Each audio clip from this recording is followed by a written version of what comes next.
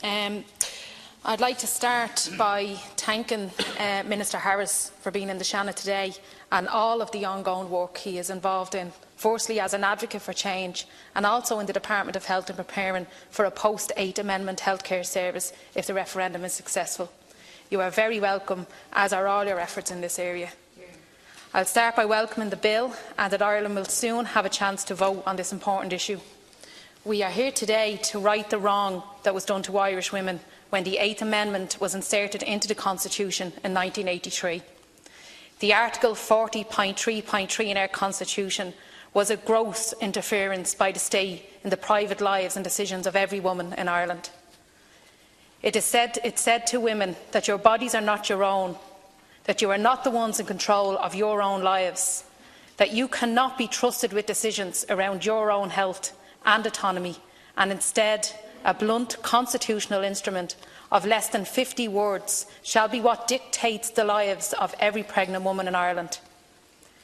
It is the crowning achievement of a state and a church that colluded in every single way possible to subjugate women, to limit their autonomy, and when they stepped out of line, to shame them and hide them away.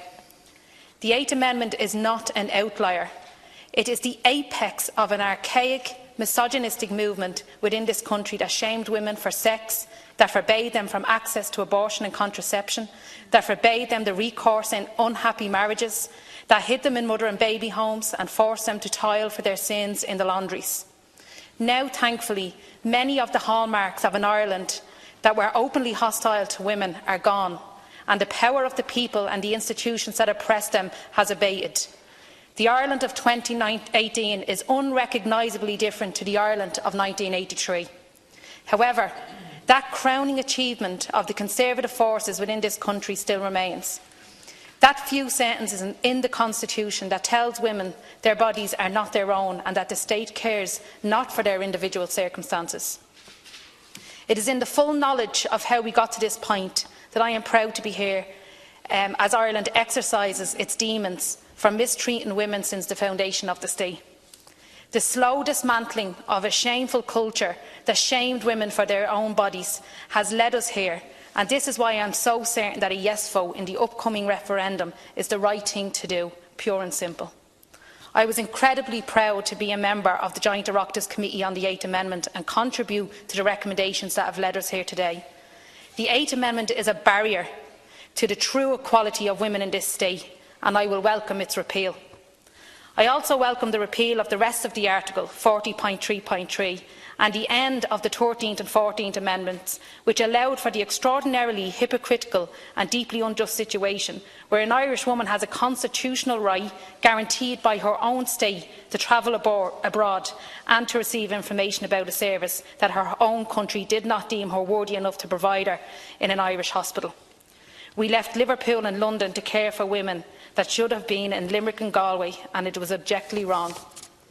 I look forward to the campaign.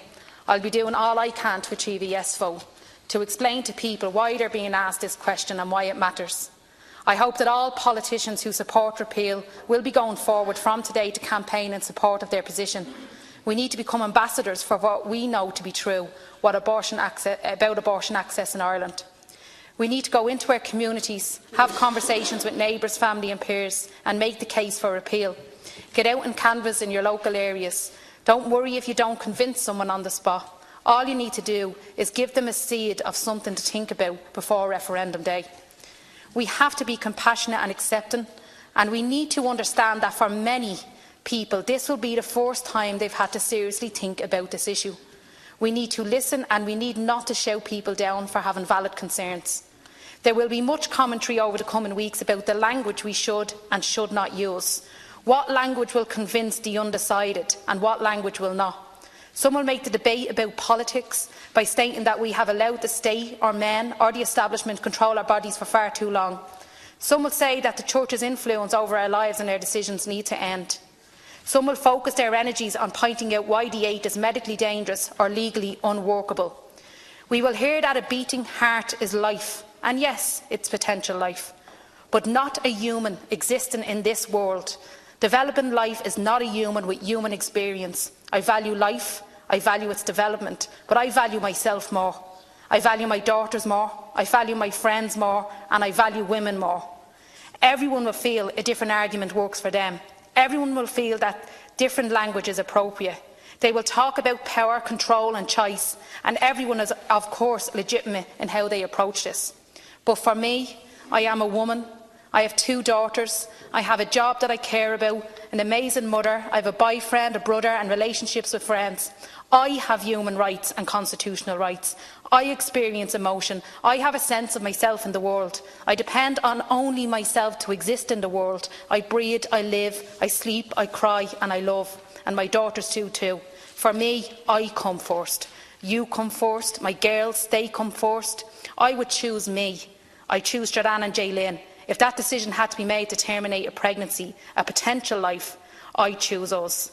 A woman's lived experience, existence and rights have to come before the rights of a potential experience, existence and life. It's time for Ireland to accept the realities and experiences of its citizens. It's time for our country to right the wrongs of our history and become the modern, progressive nation that we aspire to, and where women are equal, their decisions are respected and their autonomy protected.